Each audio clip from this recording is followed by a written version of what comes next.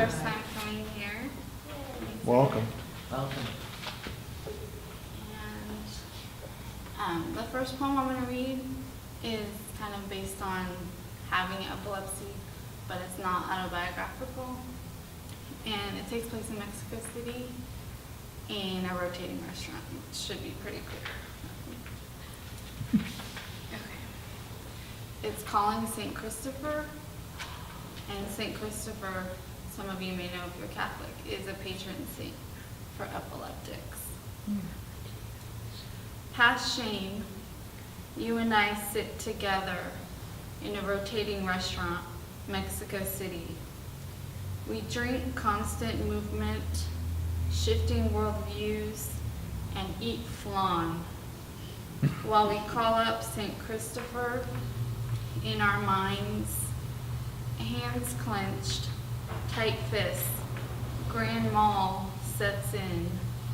I watch you shake and wriggle on the ground, a slug writhing in a bath of salt. Is that what we are? The ground is the only place the body is free to convulse. Shivers of bliss rack the spine and travel across consciousness unconsciously, like two lovers who turn towards each other in sleep. Past pain, we embrace feeling as a child clutches her mother's leg or grasps a yellow flower by the stem. The body leads us. We merely follow flickering shadows down the abdomen to our core. Metamorphoses do exist, but do not speak of death, not today. We will never die. We will be reborn into bodies we've always had, but never inhabited, until spits and jerks dragged us down low, lower than we thought we could go. Away from all this, they tell you to choose magic or reality, as if they are mutually exclusive. But they never admit we are all formed from bits of sun and moon, from water and air.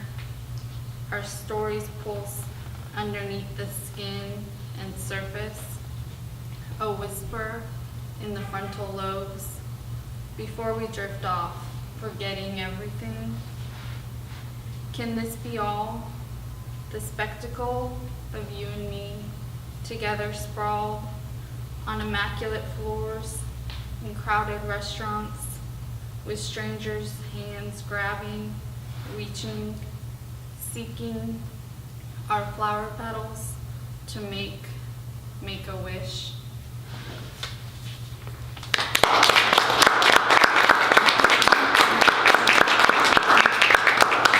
And the second poem doesn't have anything to do with disability, but it's kind of a reimagining of Adam and Eve, and it's called Genesis. In the beginning, were there only two?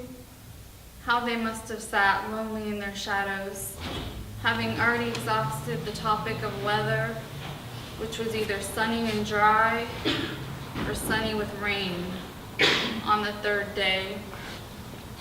The garden did not inspire them as particularly beautiful, having nothing to compare it with. The woman spoke to no one outside of the man and various tame animals that also came in pairs. No happy coincidence there. It took the woman 68 days to finally tear down the gate with a few kicks, letting a flood of people rush past her. Inside, countless hands reaching for the lush nectarines and plums she had indifferently eaten.